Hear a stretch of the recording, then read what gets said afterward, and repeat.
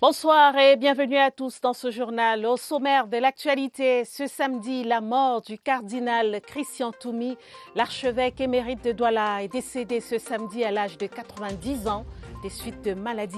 Apôtre de la paix, le cardinal Toumi s'était pleinement engagé dans la résolution de la crise anglophone au Cameroun. Évocation en tête du 20h30. Jour de silence, d'attente et de recueillement. Ce samedi, veille de Pâques, les chrétiens méditent sur les souffrances de Jésus-Christ. Ultimes heures de la passion du Christ, c'est à suivre dans ce journal.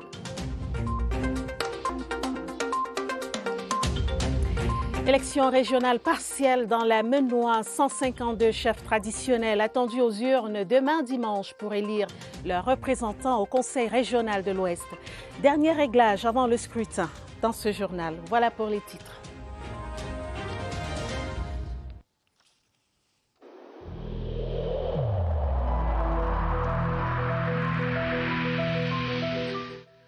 Je vous exhorte de nouveau à porter vos masques, à vous laver régulièrement les mains et à faire appel à un médecin ou à tout autre personnel de santé au cas où des symptômes apparaissent. C'est le seul moyen de préserver les vies et de freiner la propagation du virus.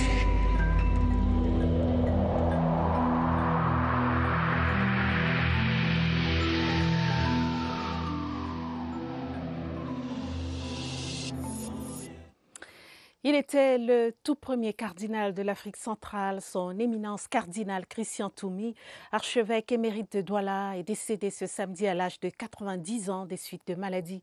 Une figure marquante de la scène politique et religieuse du Cameroun, reconnu pour ses prises de position souvent très engagées, le cardinal Toumi laisse l'image d'un homme d'exception, apôtre de la paix, vent debout contre les injustices. Évocation avec Serge Atangana-Bissou. Mort un vendredi saint, pour un chrétien, sublime insigne de grâce, si tant est qu'on puisse rêver de sa fin. Il lui restait juste 6 mois, jusqu'en octobre, pour boucler sa 91e année. Mais ceux qui l'ont accompagné jusqu'à la fin témoignent. Le premier et jusqu'à ce jour unique cardinal camerounais palabrait déjà avec son créateur, à la mode des grands hommes. Homme franc et sincère, il estimait sa mission sur terre terminée et emportait déjà les prolongations comme une croix, d'où le vendredi saint. Christian Wigam Toumi, natif de Kikaïkelika, vers Kumbo, est devenu star malgré lui, dira-t-il, dans les années 90. Comme archevêque métropolitain de Douala-la-Rebelle, il n'a pas sa langue dans la poche, ni une carte d'opposant politique d'ailleurs. Simplement, ce prélat qui revendique avec les ténors des villes mortes et autres cartons rouges s'est singularisé.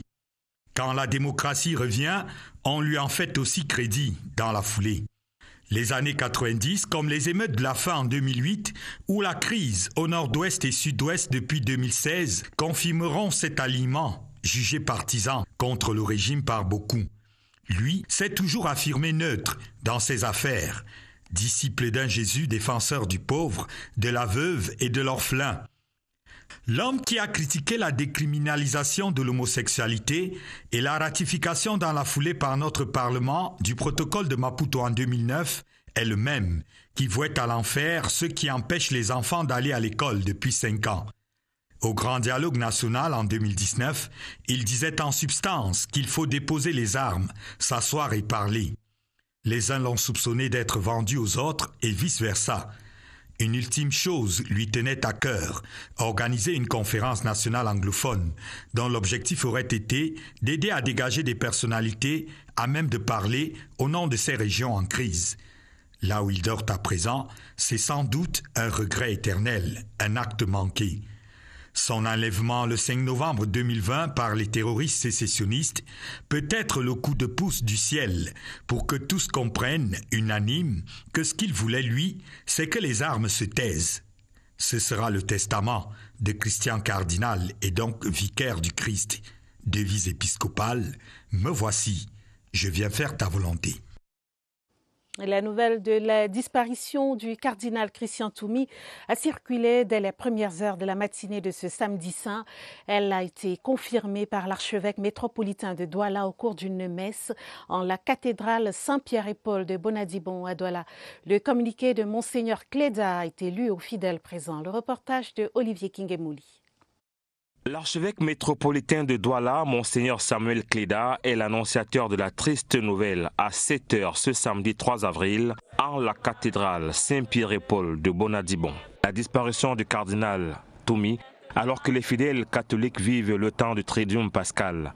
À présent, il ne reste que les souvenirs pour ceux qui l'ont connu comme Kedi Mandengue Sopo, vieille connaissance qui lui rendait si souvent visite. Ou alors comme Benoît Nzana, responsable du rosaire. Nous autres chrétiens, nous pleurons en chrétien, sachant que le papa, notre grand-père, rentre chez notre père.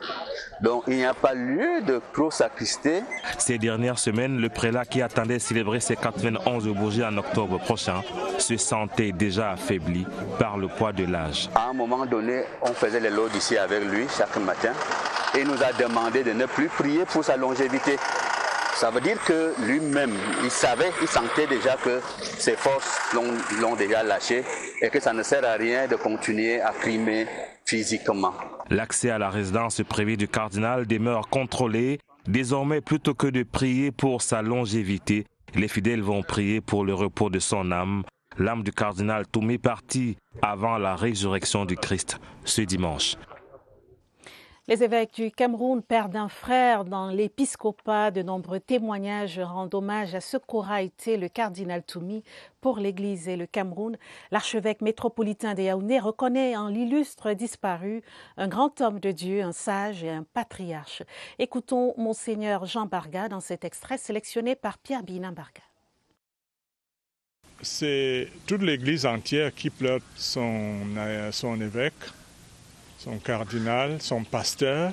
Nous gardons de lui de très grands souvenirs. Sur le plan ecclésial, il aura été un pasteur qui a bâti l'Église partout où il est passé. Sur le plan social, il était présent dans ce que nous appelons une ecclésiologie sociale, où l'Évangile vient au secours de l'homme pour transformer la réalité humaine et l'élever à la dimension digne de l'humanité. C'est pour cela qu'on pouvait le trouver sur le plan économique, sur le plan politique, sur le plan familial et surtout dernièrement sur le plan culturel. Le décès du cardinal Christian Toumi a été accueilli avec stupeur et tristesse dans la ville de Bamenda. Ces dernières années, cet homme de paix s'était pleinement engagé dans la résolution du conflit dans les régions anglophones. Laurent Chissoukbe à Bamenda. La nouvelle est tombée comme un coup de massue à l'archidiocèse de Bamenda. Dans tout du presbytère, les pleurs ont largement cédé la place au silence. Le cardinal Christian Toumi a répondu à l'appel de Dieu. Beaucoup de prêtres dans les deux régions de Nord-Ouest et Sud-Ouest sont formés par son éminence Christian Toumi. Il a travaillé pour bâtir premièrement la foi. Et tous les collèges qu'il a créés, les hôpitaux, les écoles. Le cardinal Christian Toumi, fils du Nord-Ouest, est cité au rang des acteurs qui auront contribué pour le retour à la paix et à la stabilité dans les deux régions en crise. Il a sillonné de long en large la région du Nord-Ouest et demandé aux jeunes qui avaient été induits en erreur de sortir des bourses pour contribuer à la construction nationale. C'est sous son impulsion que nous pouvons nous satisfaire de la relative paix qui règne dans la région du Nord-Ouest. Ses proches l'appelaient l'homme de Bamenda, une ville dans laquelle il aura œuvré dans l'enracinement de la foi chrétienne et les valeurs de paix. Christian Toumi laisse un grand vide dans les cœurs des populations du Nord-Ouest. Le cardinal Christian Toumi était en effet célèbre pour ses nombreuses tentatives de médiation entre les sécessionnistes et le gouvernement. Il est resté jusqu'à sa mort très impliqué dans la résolution de la crise anglophone. Ce dernier avait d'ailleurs été enlevé en novembre dernier par des rebelles séparatistes avant d'être libéré. Le cardinal Toumi, apôtre de la paix, voici le regard de Augustin Guizana. C'est un apôtre de la paix qui tire sa révérence. L'archevêque émérite de Douala s'est engagé dans la résolution de la crise qui secoue les régions du Nord-Ouest et du Sud-Ouest depuis 2016. Il est avéré qu'il a été une force de proposition lors du grand dialogue national qui s'est tenu du 30 septembre au 4 octobre 2019 à Yaoundé. En prélude à cet événement, le cardinal Toumi avait proposé une étude de 400 pages pour mieux appréhender la crise. La principale proposition était alors l'octroi d'un statut spécial aux régions du Nord-Ouest et du Sud-Ouest et la suppression du poste de délégué du gouvernement opposé aux idées de sécession et de fédéralisme. Nous sommes allés, même quand il dit nous croyons à l'unité de ce pays, nous sommes allés jusqu'à dire pourquoi ceux qui sont à l'extérieur, les intellectuels, ce sont des universitaires, beaucoup d'entre eux, pourquoi ils ne font pas un parti politique? À la fin du grand dialogue national, le cardinal Toumi, en compagnie de Monseigneur Andron Keya, archevêque métropolitain de Bamenda, et Monseigneur Cornelius Sonté-Messoua, archevêque émérite de Bamenda, va entamer une caravane de la paix dans ces régions. Dans cette quête de la paix, le cardinal Toumi est kidnappé dans le Buis en novembre 2020 par un groupe armé séparatiste. Le cardinal aura passé 24 heures entre les mains de ses ravisseurs pour leur expliquer la nécessité pour les régions du Nord-Ouest et du Sud-Ouest de retrouver la paix. Et juste après ce journal, retrouvez la dernière grande interview du cardinal Christian Toumi. L'archevêque émérite de l'archidiocèse de Douala parle de sa nuit de captivité et des questions relatives au retour à la paix dans les régions du Nord-Ouest et du Sud-Ouest du Cameroun. Une interview menée par Olivier Kingemoli. Ce sera donc à 21h sur la CRTV et sur CRTV Web. Dans l'actualité également, ce samedi, la longue marche vers Pâques, le Triduum pascal s'achève cette nuit avec la grande veillée de la résurrection du Christ. Les fidèles chrétiens ont consacré cette journée du samedi saint aux prières et à la propreté. Chose vue avec Michel Renaud-Wanja. Joie et recueillement sont des attitudes de nombreux chrétiens à quelques heures de la fête de la résurrection. C'est le cas en la paroisse de Ndjongmelen à Yaoundé, où ce samedi était consacré au grand ménage. Ce soir, c'est le sommet de la liturgie chrétienne avec le samedi saint qu'on appelle la vigile. Même son de cloche au sanctuaire Marie Médiatrice d'Etoudi, où tout un dispositif a été mis sur pied pour la grande nuit de la résurrection. Nous sommes dans une préparation. Elle a été marquée par des confessions, des retraites, des recollections et puis aussi quelques entretiens, les visites aux malades. Du côté de la paroisse bienheureuse Anuari de Biyemassi, plusieurs messes seront dites ce dimanche, jour de Pâques. Le Christ qui vient nous embrasser, qui vient embrasser l'humanité, qui quitte ses hauteurs pour venir embrasser ce qui est pratiquement rempli de péchés, cela n'est pas donné. Donc aujourd'hui, c'est la kénose que nous célébrons, la fête même de l'humilité. À l'EPC, le samedi était également consacré à la décoration et à la propreté, comme ici à Messa 2. Nous préparons déjà le message qui doit être donné. Nous préparons également les catéchumènes qui doivent être confirmés et prendre leur communion. Contexte Covid oblige, des mesures ont été prises dans toutes les paroisses, question d'éviter que le virus ne s'invite à la prière. Les préparatifs vont bon train dans les églises, on le voit, mais aussi dans les familles. Cette année, la fête de Pâques ne connaîtra pas l'engouement habituel, contexte sanitaire oblige. Cela s'est ressenti dans les marchés de la capitale où ce n'était pas la grande affluence ce samedi veille de Pâques. Confirmation dans ce reportage de Christelle Fouda. À 24 heures de la célébration pascale, les populations de la cité capitale vibrent au rythme des derniers préparatifs. Au marché Nkoleton, pas d'affluence. Il s'agit pour l'essentiel de s'approprier les ingrédients, touche finale d'un menu festif. Pour le menu, moi particulièrement, j'ai le poulet avec un peu de crudité et en plus, je vais braiser le poisson aux enfants. Je suis venue chercher mon poisson pour braiser, si je vais même d'abord voir. Quand tu sors le matin, tu n'es même pas sûr de voir quelque chose de bon. Il n'y a même pas de bon prix parce que tout est cher. Au marché Itoudi, les clients sont au rendez-vous au grand bonheur des commerçants, toujours friands de bonnes affaires. Ça se passe très bien, le marché bouge. Par contre, la semaine passée, il n'y avait presque pas le marché. Ça manque vraiment, il y a pénurie, mais on supporte. Les femmes achètent quand même comme c'est cher. Parce que nous-mêmes déjà, dans les poulaillers, on ne s'en sort pas. Il y a celles qui viennent acheter et celles qui laissent. Elles disent que bon, je préfère acheter le poisson, je préfère acheter la viande. Petit plat dans les grands pour une célébration de Pâques qui s'annonce réussie. Politique, élection régionale partielle dans le département de la Maine-Noire. 152 chefs traditionnels attendus aux urnes demain dimanche pour élire leurs représentants au Conseil régional de l'Ouest. La campagne électorale qui a débuté le 23 mars dernier s'achève à minuit. 2 listes de 3 candidats chacune sont en lice. Notre reporter Francky Bissalzé nous présente les forces en présence. C'est l'histoire de 2 amis en politique, Gabriel et Albert, unis lors de l'élection des conseillers régionaux du 6 décembre dernier.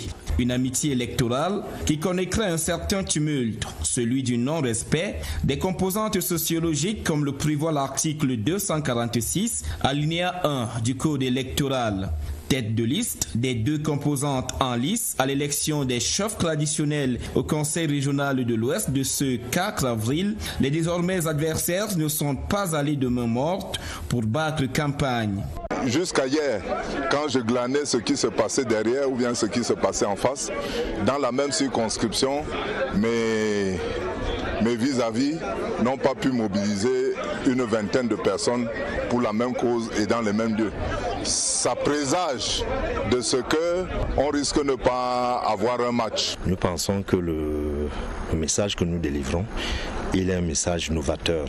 Puisqu'il fallait que je sorte de la liste, on était obligé de faire comme ça et on va voir qui dans cette liste était celui qu'on devrait normalement voter. Dans les différents camps, c'est la veillée d'armes. La campagne électorale se referme cette nuit à minuit. Les kits électoraux ont déjà été acheminés à la délégation départementale de l'ECAM. Et justement, sur le plan des préparatifs matériels, l'ECAM rassure, des dispositions sont prises en vue d'un scrutin sécurisé et transparent. Écoutons les assurances du directeur général de l'ECAM. Eric Essoussé est au micro de Augustin Guizana. Tout le matériel électoral, il faut les urnes, les isoloirs, il faut les PV, des dépouillements, les feuilles de pointage, l'encre indélébile. Donc vous voyez que nous retombons dans une élection classique. Et tout ce matériel est déjà prêt et transmis à l'agence départementale de l'ECAM de la Maine-Noire, en passant par le délégué régional de l'ECAM de l'Ouest qui suit toute cette organisation. C'est pour vous dire donc qu'au moment où je vous parle, tout est prêt. Nous avons même prévu le matériel Covid. Vous savez qu'avec la nouvelle vague de Covid-19, nous avons pris les mêmes mesures que lors du scrutin du 6 décembre, c'est-à-dire les masques, le gel hydroalcoolique et puis le thermoflash. Les assurances du directeur général des élections, Eric Essoussé, au micro de Augustin Guizana. À quelques heures de ce scrutin, tout est donc prêt pour un bon déroulement des opérations de vote. 3 sièges sont en jeu. On l'a dit, je rappelle que les élections du 6 décembre dernier dans cette circonscription avaient été annulées pour non-respect de la composante sociologique. Augustin Guizana. Le département de la Maine-Noire est limité au sud par la Mézam, dans le nord-ouest et à l'est par le Lébialem dans le sud-ouest. 2 régions emploient la crise sociopolitique. Une crise dont les répercussions se font ressentir sur le département. À date, la Maine-Noire compte des centaines de déplacés internes. À cela s'ajoutent les incursions sporadiques des bandes armées. Au moment où les représentants du commandement traditionnel s'apprêtent à être élus au Conseil régional de l'Ouest, le défi est donc sécuritaire. Haute priorité et non des moindres, l'enjeu sanitaire avec un ennemi invisible, le coronavirus. Le ministère de l'administration territoriale, agent du gouvernement dans l'organisation des opérations électorales au Cameroun, rassure quant aux mesures prises pour un scrutin calme et serein. L'autre défi, c'est celui de la transparence. En effet, l'élection a été reprise dans cette circonscription pour non-respect de la composante sociologique. Il faudra départager 2 listes au soir du 4 avril 2021. Sur les 3 sièges, on doit retrouver un commandement traditionnel homogène constitué d'Embo et des Bamileke. Il y va de la crédibilité de l'ECAM, parce que personne ne souhaite une nouvelle reprise du scrutin, même pas le chef de l'État Paul Biya, qui prône une démocratie apaisée et qui fonde beaucoup d'espoir sur la dernière née des institutions qui concourt de fait à l'accélération de la décentralisation au Cameroun. L'Ouest a besoin de ses 90 conseillers régionaux au complet pour élever ce défi. L'élection de ce 4 avril 2021 en est le déclic. Sur le front de la lutte contre le Covid-19, la jeunesse active et patriote avec Paul Biya était ce samedi au marché central de Yaoundé pour sensibiliser les commerçants sur le respect des mesures barrières. Des kits de lavage des mains et de protection individuelle ont été distribués au cours de cette descente. Sadou Mamoudou, reportage. Lieu à fort taux de concentration humaine à raison des échanges et brassages culturels, les espaces marchands sont sur le front anti-Covid-19 des probables laboratoires de transmission et contagion. C'est à l'effet d'affronter de plein fouet, casser la chaîne de propagation du virus mortel et garantir la survie des gestes du quotidien que personne ne souhaite voir s'estomper que la jeunesse active de Paul Biya est allée à mon point prêcher l'évangile du respect des mesures barrières. Ensemble, si tout le monde respecte ces mesures prescrites par le gouvernement en place, nous allons éradiquer cette pandémie au sein de notre société. Adhérer à l'invite de la jeunesse active du président Biya pour ses négociants du marché central de Yaoundé, l'un des plus importants de la sous-région. En cette semaine, Pascal revient quasiment à accepter le sacrifice du Christ pour se sauver et sauver son semblable de la faucheuse Covid-19.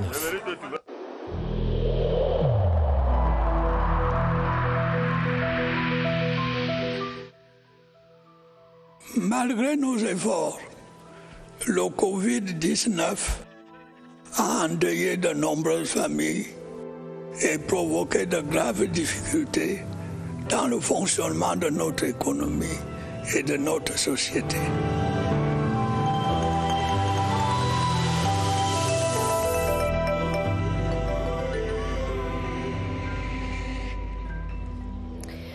Cette bonne nouvelle à présent sur le front de la pandémie, le site de prise en charge spécialisé Covid-19 de l'hôpital régional de Buea dans le sud-ouest est fonctionnel. Comment sont organisées les opérations là-bas? On en parle ce soir avec le docteur Gomba Divine Martine Mokake. Il est l'invité de Évariste Yenga à l'hôpital régional de Buea. Bonsoir.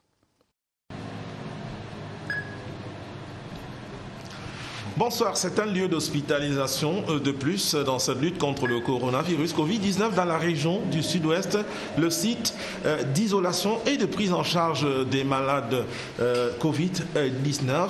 On va le découvrir avec le docteur Martine Moukake. Il est le directeur de l'hôpital régional de Buea. Docteur, bonsoir. Bonsoir. Merci d'avoir accepté l'invitation. Présentez-nous un peu le site d'isolation et de prise en charge des malades Covid.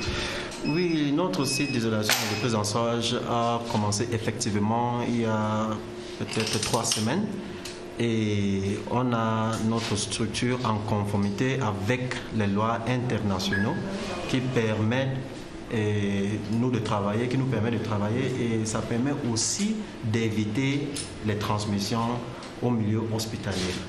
Et maintenant, depuis que ça fonctionne, faites-nous un peu un état. Combien de malades par exemple? Quel type de malades? Asymptomatiques, sévères, modérés? Essayez-nous. On a les malades symptomatiques sévères et modérés.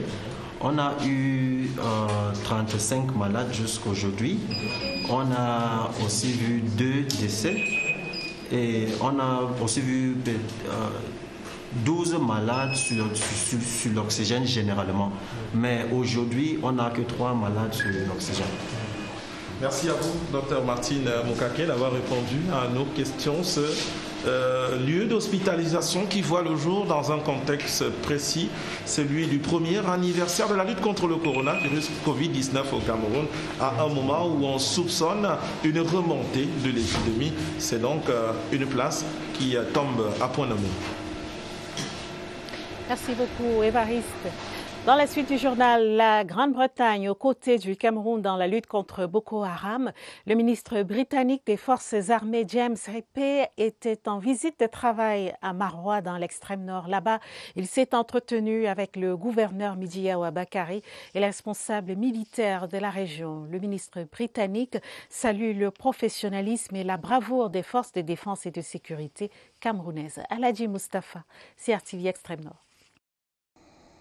Dans le cadre de la lutte contre Boko Haram, la région de l'extrême nord peut toujours compter sur le soutien multiforme de la Grande-Bretagne. Le ministre britannique des Forces armées, en visite dans cette région, l'a réaffirmé au cours des échanges qu'il a eus avec les autorités locales au camp du bataillon d'intervention rapide à Salak. Occasion aussi pour ce membre du gouvernement de la Grande-Bretagne de saluer les actions des forces de défense et de sécurité dans ce combat. Nous allons continuer à apporter une formation technique aux forces de défense et de sécurité qui effectuent un travail remarquable dans la lutte contre Boko Haram et la protection de la population. Une coopération appréciée à sa juste valeur par le gouverneur de la région de l'extrême nord. Le problème de Boko Haram concerne le bassin du lac Tchad. C'est une coopération très fructueuse. Nous en sommes contents et nous sommes heureux de savoir que beaucoup de choses arriveront pour booster et renforcer cette coopération militaire. Une coopération porteuse d'espoir pour toutes les populations de l'extrême nord qui essuient encore les attaques sporadiques de Boko Haram.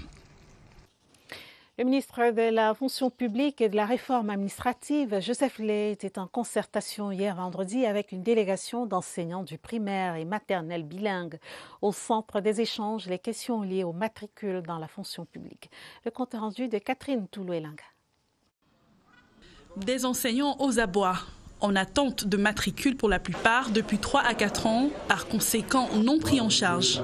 Après plusieurs requêtes, ils ont présenté leur situation au ministre de la Fonction publique et de la Réforme administrative dans l'espoir de voir leur situation s'améliorer. En fait, 1000 jeunes diplômés bilingues, 1000 instituteurs de l'enseignement primaire et maternel, ainsi que des enseignants techniques avaient été pris en charge par la fonction publique, mais parmi eux, 30% sont encore en attente de matricule.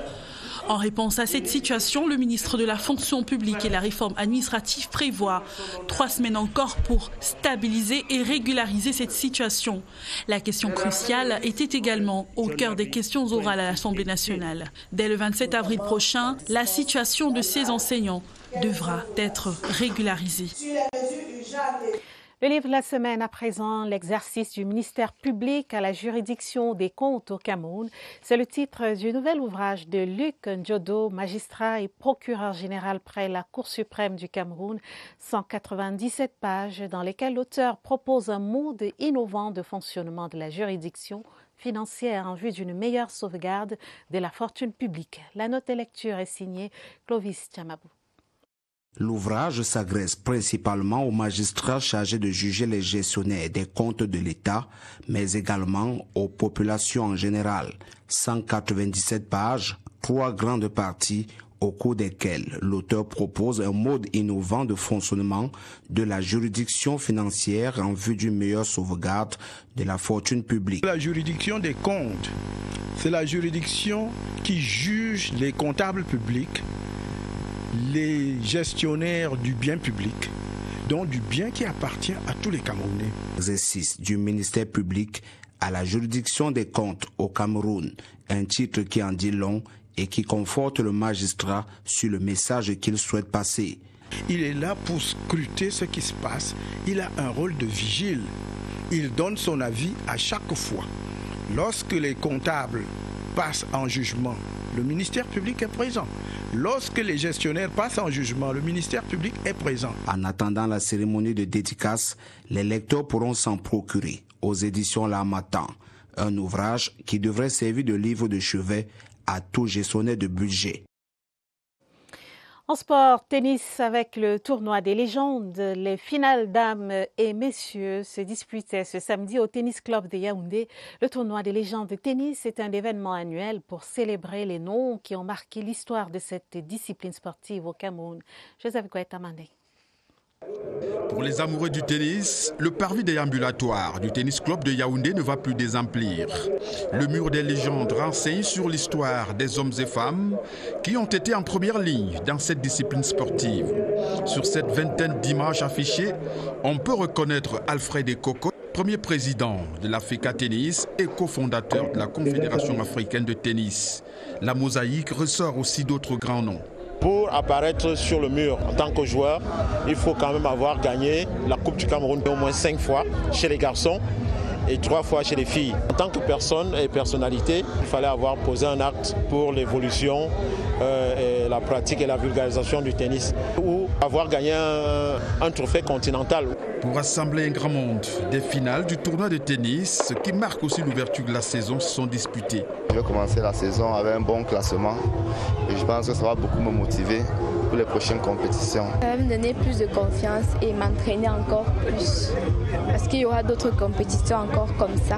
À partir de cette édition, les trophées du tournoi des légendes de tennis portent désormais le nom d'Alfred Ekoko. C'est un événement annuel qui met en scène les meilleurs de la discipline. Il faut continuer, de toutes les façons on se connaît. Principale information à retenir de ce journal, la mort du cardinal Christian Toumi, l'archevêque émérite de Douala, est décédé ce samedi à l'âge de 90 ans des suites de maladie. Apôtre de la paix, le cardinal Toumi s'était pleinement engagé dans la résolution de la crise anglophone au Cameroun. Fin de ce journal, une édition préparée avec la collaboration de Sidoine Monkam, Mariam Mazou et Salomé Tamaona. Prochain rendez-vous avec l'information à minuit. Merci de votre aimable attention. Restez en compagnie des programmes de la CRTV. À demain, 20h30. Bonsoir.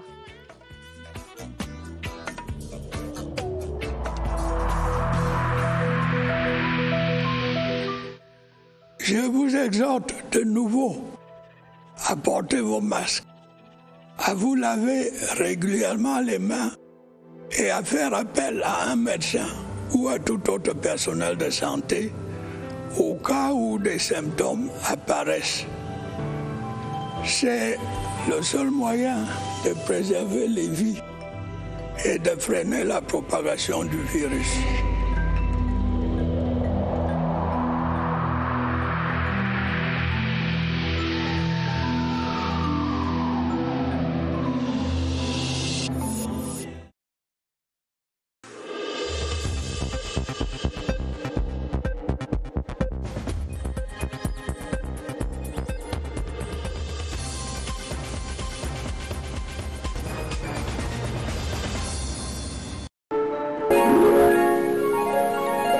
CRTV News, ici, toute l'info.